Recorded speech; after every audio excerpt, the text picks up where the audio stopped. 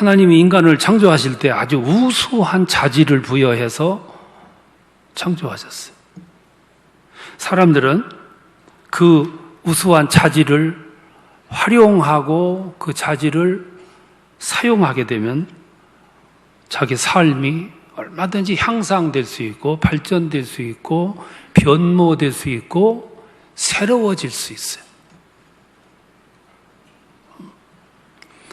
운동선수들이 자기 자신이 결심을 하고 운동을 많이 준비한 사람은 다른 사람에 비해서 향상이 돼요.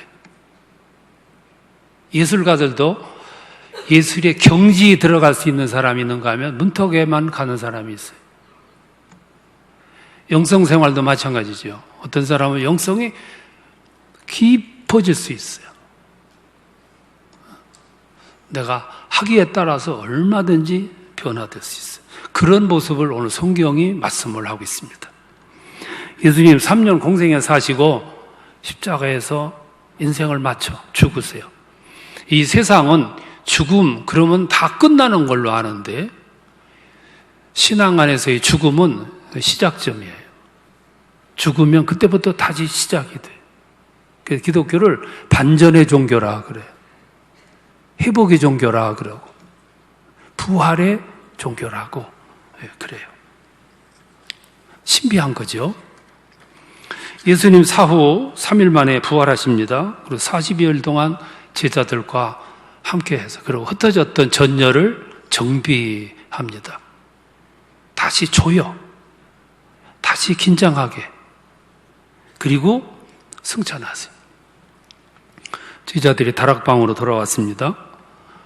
주님과 함께 있을 때는 다락방이 가득 찬 것 같았는데 주님 떠나시고 나서 다락방이 텅 비었어요. 예수님이 비은 자리가 너무 크게 보였어요. 주님이 계실 적에는 다 의지했고 상담했고 도움받았고 풍랑이 와도 어려움이 와도 시험이 와도 괜찮았는데 이제 주님이 떠나시니까 홀로 남았어요. 나 혼자.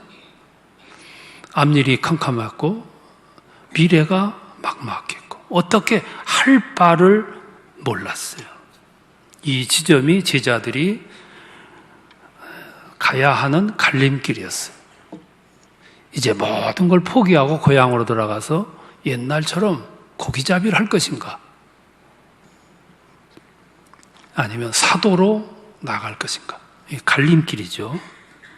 여러분, 사람이 위대할 수 있는 것은 자기 앞날을 기도 가운데서 얼마든지 만들어 나갈 수 있는 자질을 하나님이 주셨어요.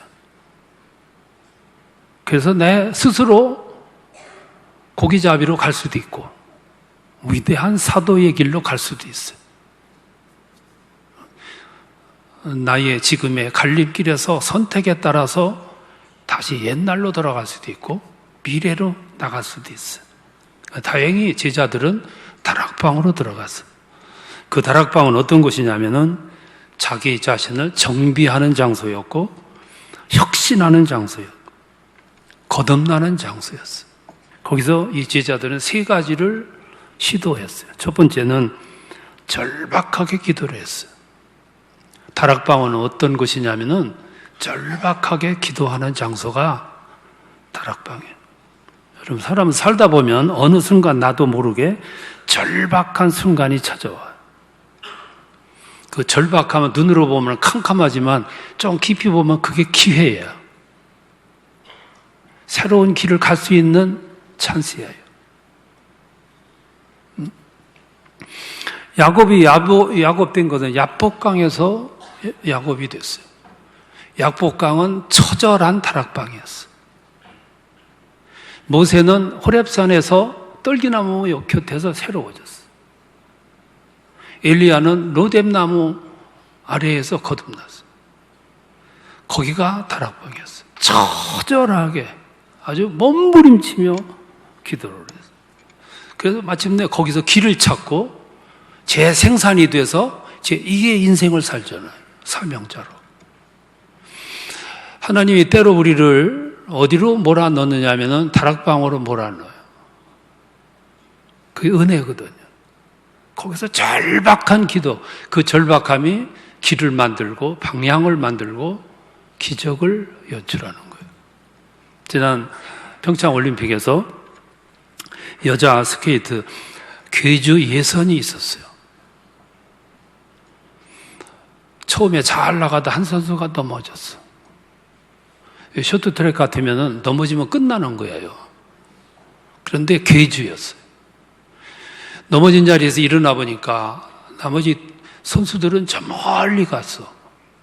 황급결에 일어나서 막 가는데 그때 무슨 심정이었을까? 그때 심정은 절박했을 거예요. 국민은 쳐다보고 있지. 막막하지. 나는 넘어졌지. 그 절박함 표현 가지고는 부족해. 그래서 초절박함. 얼마나 황당했겠어요? 근데 결과는 역전해서 1등했어. 1등뿐만 아니라 신기록까지 밟았어. 어떻게 그런 역사를 일어났을까? 제가 분석할 때 원인은 두 가지. 하나는 23바퀴 남겨놓고 넘어진 것이 이것이 축복이야. 한 바퀴 남겨놓고 넘어져도 끝난 거지. 실패하려면 일찍 실패하는 게 좋아. 기회가 있어, 기회가. 23바퀴 절박함을 가지고 질주하니까 역전, 신기록까지. 또 하나는 그 절박함이에요. 그 절박함이 나로 하여금 힘을 내게 했고, 나로 하여금 지치지 않는 능력을 발휘했고, 그 절박함이 나에게 기적을 일으킬 수 있는 기회를 제공한 거예요. 하나님은 우리 성도들을 부모가 자식 사랑하듯이 사랑하셔. 사랑하는데 그 사랑은 극난한 사랑, 아들을 십자가에 죽이면서까지 구원하신 사랑. 근데 그렇게 사랑하는 성도들을 향해서 하나님은 때로 이 절박한 상황으로 몰아넣어. 다락방으로. 사랑하면 평안만 줘야 되고 배부름만 있어야 되고, 그리고 여러분 성공만 줘야 되는데 때로 여기를 넘어지게 하거든. 왜 그러냐면 그 절박함이 있기 때문에 우리가 살아가는 거야. 그 절박한 상황이 다락방. 여러분 이번에 가셨으면 좋을 것 같아. 제가 이렇게 점잖하게 좋게 말씀할 때 가셔야 돼. 만사는 때가 있어요. 가야 할 때 안 가면 문제가 커져. 문제가 커지면 그때는 혼자 가야 되고 울면서 가야 돼. 네, 웃으면서 가시는 게 좋아. 이번 기회는 여러분 인생에서 가장 소중한 기회가 될 수 있기 바랍니다. 제자들이 다락방에서 절박하게 기도했어요. 그랬더니 성령이 거기 임했어요. 성령이 어떤 모습으로 임하셨냐면은 변화와 능력으로 임하셨어요. 변화와 능력으로. 그래서 오늘 읽은 본문 7절을 보면 그 변화된 모습을 가지고 능력을 힘입고 나가 전도를 해요. 전도를 나갔는데 모습이 달라졌고 말이 달라졌고 억양이 달라졌어. 전하는 내용이 달라졌고 전하는 말의 임팩트가 달라졌어. 어제하고 오늘은 이렇게 달라졌어. 사람들이 놀라서 뭐라고 그러냐면 사도들을 가운데 세우고 묻되 너희가 무슨 권세와 누구의 이름으로 이 일을 행하느냐. 너무 신기해. 그때 8절에서 이에 베드로가 성령이 충만하여 이르되, 어제와 오늘은 상상할 수 없는 변화. 아주 자신 있게 말했다 그 말이죠. 그랬더니 13절에 보면 사람들이 뭐라고 반응했냐면 그 말을 듣고 종교 지도자들이 결론 내리기를 그들이 베드로와 요한이 담대하게 말함을 보고 그들을 본래 학문 없는 범인으로 알았다가 이상히 여기며 병자들이 일어나지? 회심자들이 나타나지, 눈물을 흘리지, 사람들이 몰려들지, 이 모습을 보고 그들이 이상히 여기며 14절에 가서 뭐라고 하냐면 할 말이 없는지라. 이것이 혁신이에요. 하나님은 오늘 우리에게 이런 혁신을 일으키시. 이게 재생산된 제자들의 모습이에요. 지금 여러분 상황이 절박함 속에 있습니까? 크고 작은 문제는 다 있어요. 이걸 들고 다락방에 가면 내려놓고 내려오게 될 줄로 믿습니다. 그게 하나님이 주신 기회. 다락방은 그래서 좋은 것이. 거기서 몸부림을 쳤어요. 우리 한번 가서 몸부림을 쳐서 나를 한번 부숴버렸으면 좋겠어. 송두리째 부숴버리면 하나님은 더 좋은 그릇으로 만들어 주실 줄로 믿습니다. 두 번째는 비움입니다. 다락방에 들어가서 절박하게 기도했는데 무슨 내용이었을까? 비움의 기도예요. 알고 보니까 그동안 뭣도 아니면서 된 것처럼 교만 떨고 자만 떨고 예수님이 저 크게 되면 우리는 덩달아 성공하게 되리라. 잘못된 신학, 불신, 쓸데없는 욕망, 이 가득했던 것들을 다락방에서 몸부림을 치면서 비웠어. 전부 쏟아냈어. 오늘 우리들도 우리 마음속에 참 욕망들이 너무 많이 들어있어. 교만도 들어있고 욕망, 욕심도 들어있고 욕정도 들어있고 편견도 들어있고 미움, 증오, 그래서 관계가 악화되고 현실이 복잡하고 욕망 때문에 욕심이 커져가지고 저 경제적인 질서가 그냥 엉망이 되고 이 마음속에 이게 얼마나 많이 들어있는지 몰라. 어떤 사람은 앉아서 대화하면 자랑, 자기 자랑, 손자 자랑. 어떤 사람은 앉으면 그냥 자식 자랑. 아직 그런 사람하고는 5분도 앉아있기가 싫어. 참, 그 교만이죠, 교만. 이것으로 가득 채워 있는 사람들이 있어. 제자들은 다락방에 올라가서 부르짖으면서 그거를 해결을 했어. 다 쏟아냈어. 여러분, 컵에 생수를 부으려면 여기 있던 물을 쏟아야 돼. 비워야 돼. 체했으면은 굶어야 돼. 비워야 돼. 검진 받으러 갈 때 먼저 비우고 가잖아요. 비움이 중요해요. 왜? 그 다음에 채워지니까. 제자들은 가서 다 비웠어요. 우리가 신앙생활을 하고 설교를 많이 듣잖아요. 특별히 부흥회 할 때는 강사님들이 외치는 소리가 있어. 회개하라고. 그 회개하라는 말이 비운다는 뜻이에요. 비우라는 뜻. 그래야 은혜를 입으니까. 다락방은 뭐 하는 것이냐면 부르짖는 것이. 쓸데없이 부르짖는 게 아니라 비우는 거예요. 내 안에 있는 욕망들, 선입견들, 미움과 증오들, 원망, 시비, 불평, 그리고 교만, 불신. 그래야 새로운 것이 주어지는 거죠. 그래서 가서 몸부림을 치면서 비웠어. 그랬더니 세 번째, 채움이 주어진 거예요.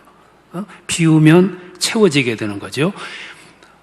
성령의 은혜가 정말. 그러니까 베드로 비롯해서 제자들이 나가서 행동하는 모습은 채움의 모습이었어요.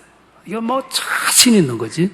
왜? 신선한 거로 채워졌기 때문에, 영적인 거로 채워졌기 때문에 나오는 힘은 내 힘이 아니었고 영적인 힘에 의해서 팍팍 나가는데 그게 화살촉으로, 능력으로 치유가 나오고 회심이 나오고 변화가 나오고 확신, 자신감이 나오는 거죠. 하나님은 오늘 우리에게 이걸 요구하시. 지금도 하나님은 이 세상을 변화시키고 우리를 변화시키기 위해서 때로 다락방으로 몰아넣어. 순순히 안 가니까 다락방으로 갈 수밖에 없도록 절박하게 만들어서 다락방으로 들어가는 거예요. 가서 새로워지고 변화가 되고 그리고 재생산돼서 나오는 거죠. 우리들이 성령의 은혜에 의해서 비워지고 채워졌다는 의미는 내 이제부터 나의 인생의 삶의 주도권을 주님 앞에 맡기겠습니다 라는 표시와 같은 거예요. 우리는 지금 내 삶의 주도권을 내가 부여잡고 내가 어떻게 해보려고 안달하다 보니까 때로 지치고 때로 넘어지기도 하고 때로 왜소함을 느끼기도 하고 그러잖아요. 우리들이 이 비움 속에서 채워짐을 받고 하나님의 은혜를 입게 되면 그때 우리들이 삶에서 변화되는 아주 중요한 모습이 하나 나와요. 그게 뭐냐면 기도하게 되는 거예요. 이거 굉장히 중요한 변화의 모습이에요.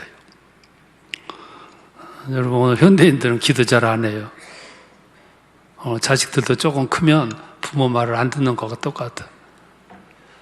부모들이 자식들에게 뭐라고 한마디 하면 자식들이 하는 말이 내가 알아서 할게요. 그래. 두 의미가 있어요. 하나 의미는 걱정하지 마세요. 잘 알고 잘 할게요. 이런 뜻이고 또 하나는 웬 참견을 하십니까? 그 뜻이에요. 내가 알아서 할 텐데 웬 참견하시냐고. 우리들이 하나님 앞에 기도 않는 것도 똑같은 의미예요. 내가 알아서 할 텐데 내가 알아서 하겠습니다. 이 마음이 우리 마음에 가득하거든. 그것이 내 삶의 주도권을 못 내놓는 거예요. 꼭 붙잡고. 그러니까 우리의 인생의 행보가 어려운 것이고 힘든 것이고 고달픈 거예요. 부모가 자식과 이야기하고 싶듯이 우리 주님도 우리와 이야기하고 싶어요. 의존하고 싶어요. 간구하는 것을 기뻐하시고 기도하는 것을 기뻐하세요. 그렇게 기도했더니 어떤 결과가 왔냐면 갑자기 부자가 되고 성공한 것이 아니라 그때부터 잔잔하게 우리의 삶을 이끌어 주시죠. 그렇게 기도했더니 불가능하게 여겼던 것들이 가능한 모습으로 바뀌는 거죠.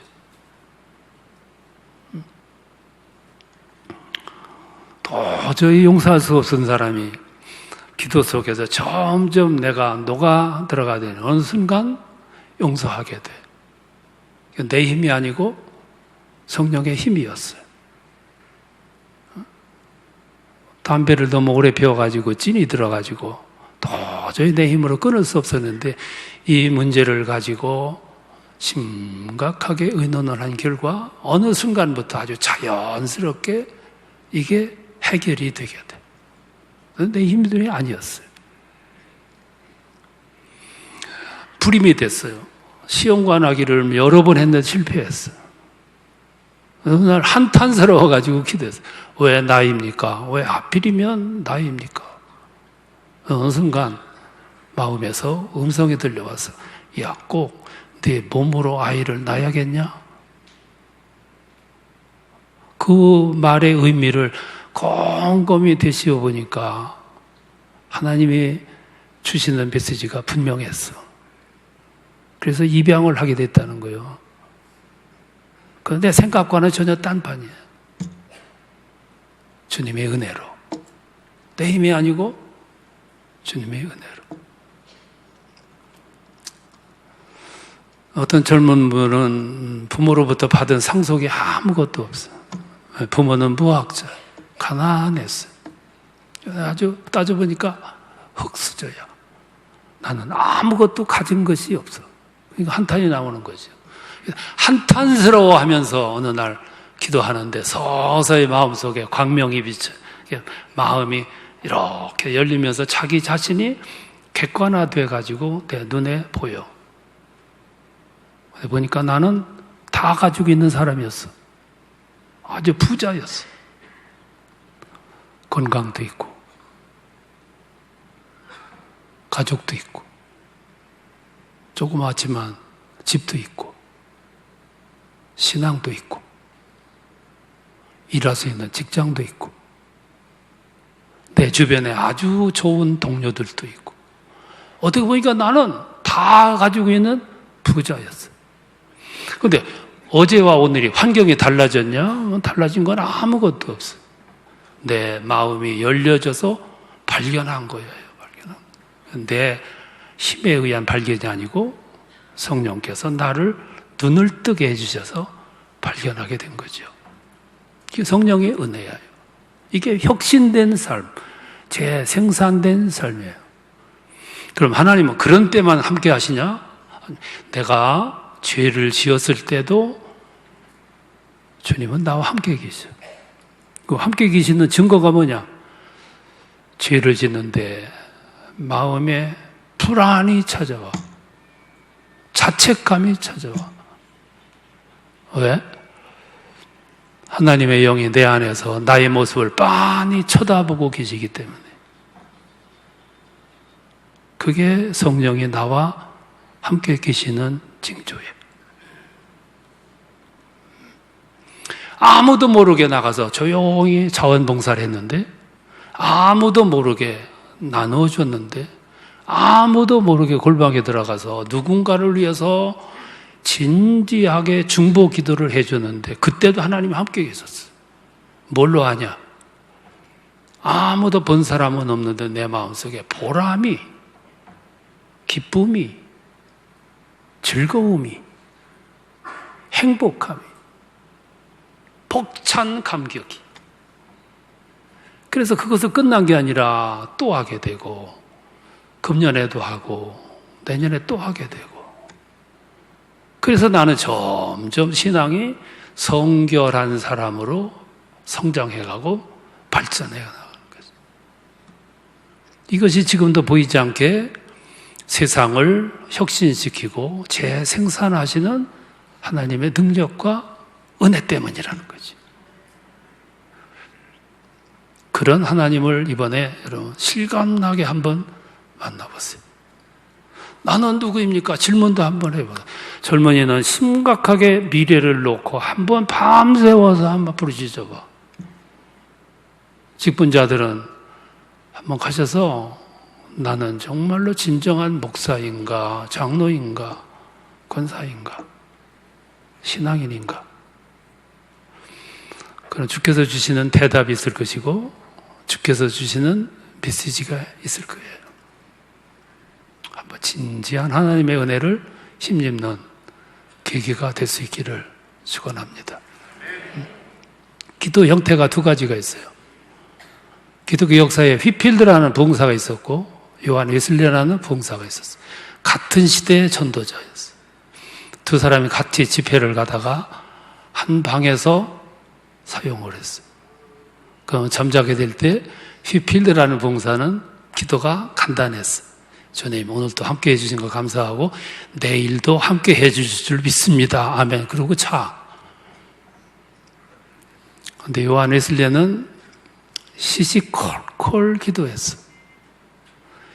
휘필드가 한참 자고 일어나면 그때도 하고 앉았어. 간단히 하고 잘하고 한참 자고 일어나면 그때도 또 하고 있어. 이 두 형태가 똑같은 기도겠지만 여러분들이 하나님과 더 깊은 영성의 경지로 들어가시려면 시시콜콜 나의 현재의 문제에서부터 나의 심령의 문제까지 시시콜콜. 그때 하나님은 아주 자상하게 이슬비와 같이 봄바람처럼 그렇게 여러분 다가오셔서 여러분 메마른 심령을 불일듯 일으키고 불을 질러서 또 다른 인생으로 또 다른 신앙인으로 이 세상을 살아가게 할 줄로 믿습니다.